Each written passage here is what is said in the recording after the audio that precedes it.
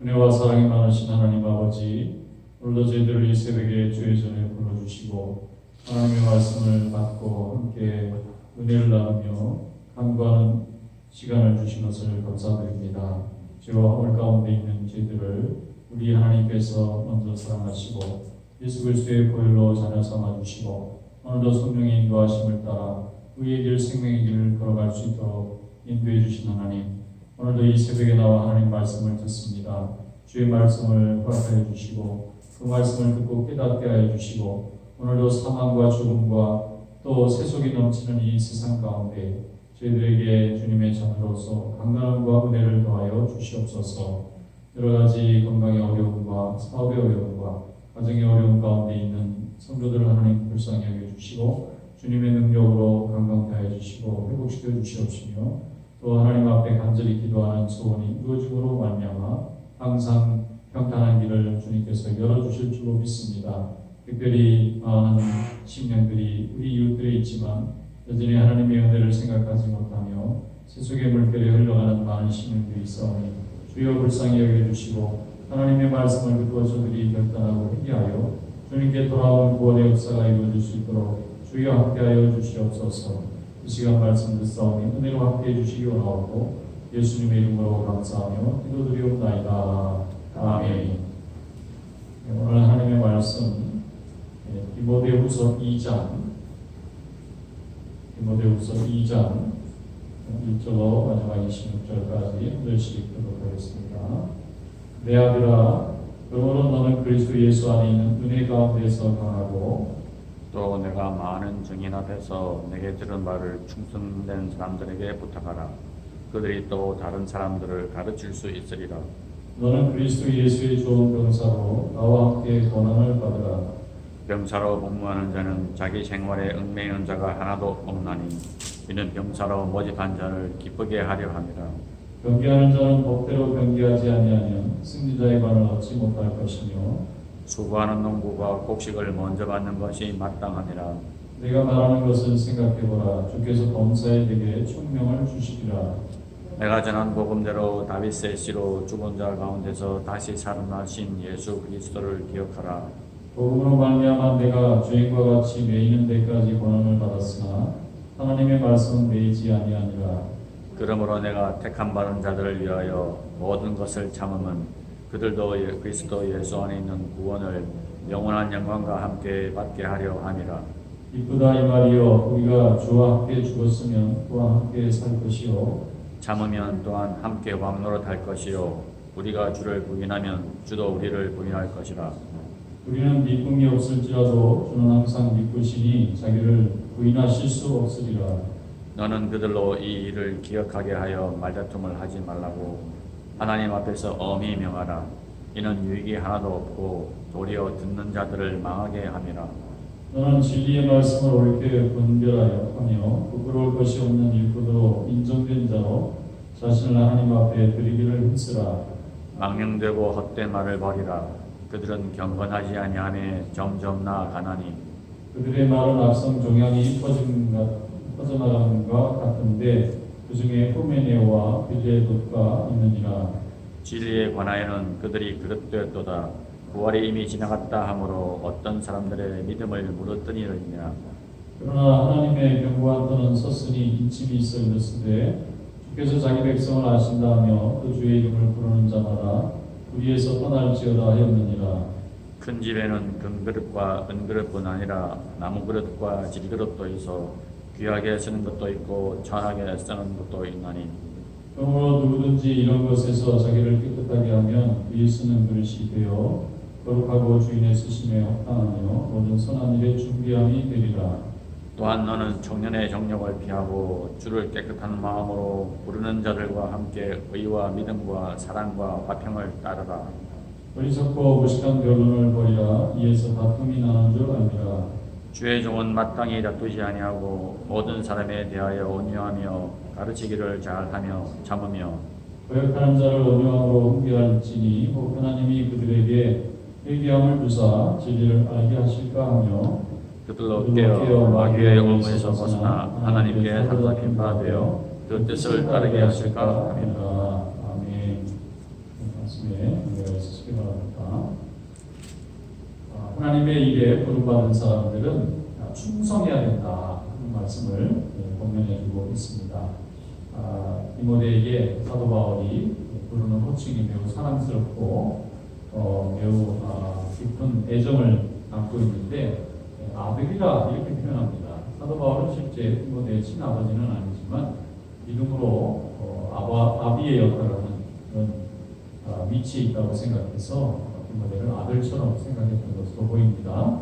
그런데 아들로 생각하는 이 디모데에게 기대하는 사도 바울의 기대는 하나님의 일을 맡은 목회자로서 모든 사람 앞에서 본이 되고 충성된 자가 되어야 될 뿐만 아니라 인품이나 또 지도력이나 또 영성이나 또 지식에 있어서 모든 사람들을 이끌어가기에 부족함이 없는 훌륭한 일꾼이 되기를 간절히 바라는 그런 기대가 있는 것입니다.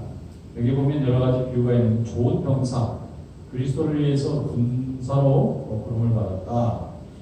그래서 4절에 보면은 군사의 그 의무라고 하는 것은 뭐냐면 자기를 부른 나라에 충성하는 것입니다. 개인의 어떤 이익보다는 전쟁이 나거나 전투가 벌어졌는데 군인이 나가서 전쟁을 하지 않고 전쟁 자리를 도망가게 되면 그 피해는 고스란히 국민들에게 자기의 가족들에게 미치게 되기 때문에 자기의 죽을 것을 알고도 전쟁을 통해서 무력으로 쳐들어오는 외적을 막아서 국민들의 생명과 재산을 지키겠다.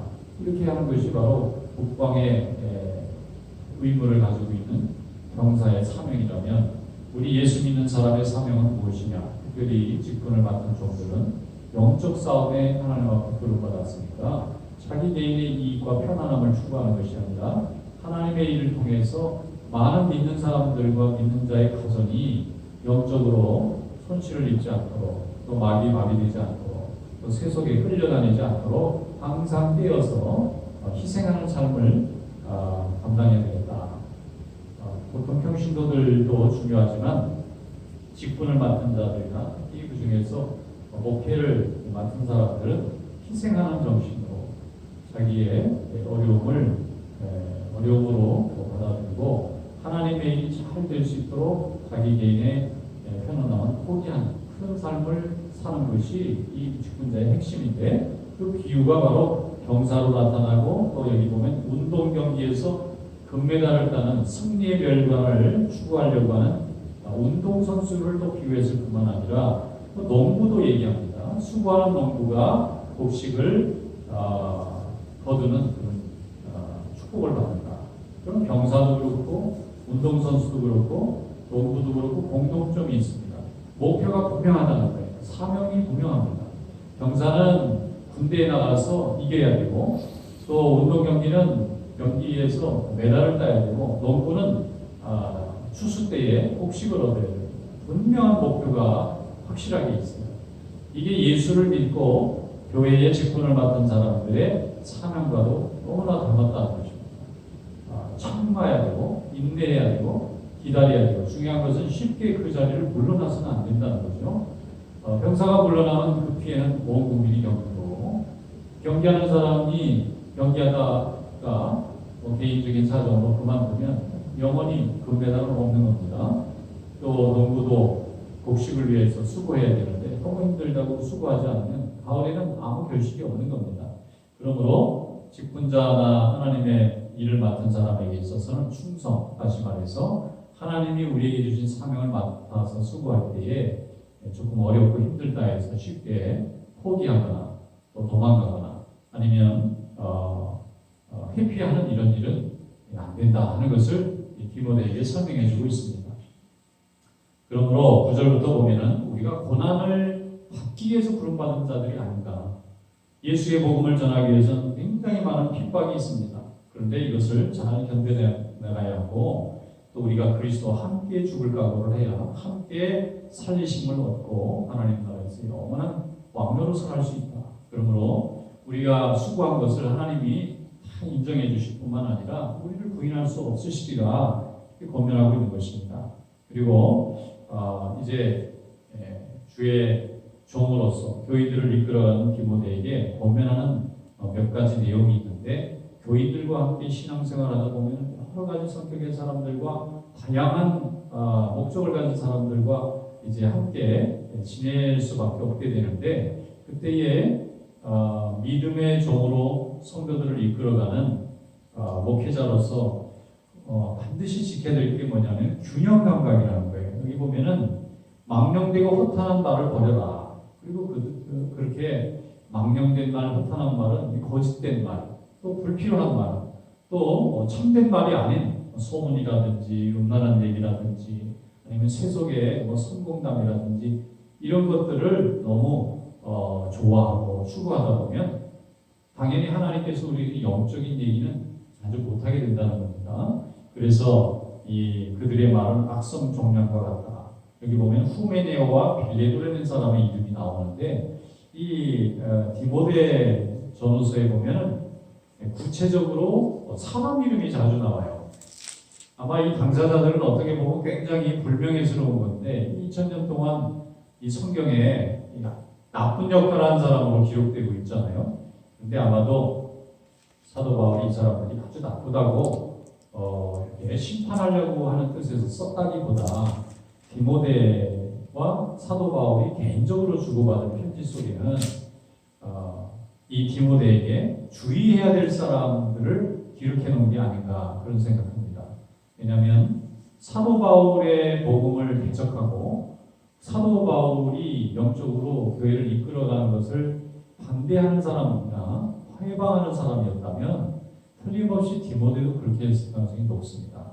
그러니까 하나님의 교회에 속해 있기는 하나 하나님의 복음이 전파되지 못하도록 자꾸 시험 들게 만들고 분열하게 만드는 역할을 하는 사람들도 있었기 때문에 이런 사람들은 망령되고 허탄한 말을 자주 하게 되고 또 경건하지 않은 일만 자꾸 하게 되니까 이런 이들을 좀 멀리하고 조심하고 그들의 제안대로 끌려다니면서 일을 하다 보면은 굉장히 교회에 정말 건강하고 또 선한 신앙을 가지고 있는 이들이 손실을 많이 볼 수 있으니까 주의하라 이렇게 가르쳐 주는 것입니다. 그러니까 사도 바울이 믿음의 선배로서 후배되는 디모데에게 주의사항을 설명해 주는 거예요. 거기에 구체적으로 누구누구라고 이름까지 써주는 것을 보면은 디모데에 대해서 굉장한 애정과 사랑을 가졌다 하는 것을 볼 수가 있습니다. 그리고 날마다 하나님의 이름을 부르고 불의를 멀리하고 자신의 몸과 마음을 깨끗하게 하는 사람들과는 일을 많이 하라는 거예요. 그런 사람들과 일을 해야만 교회가 살아나고 건강해지는 것입니다.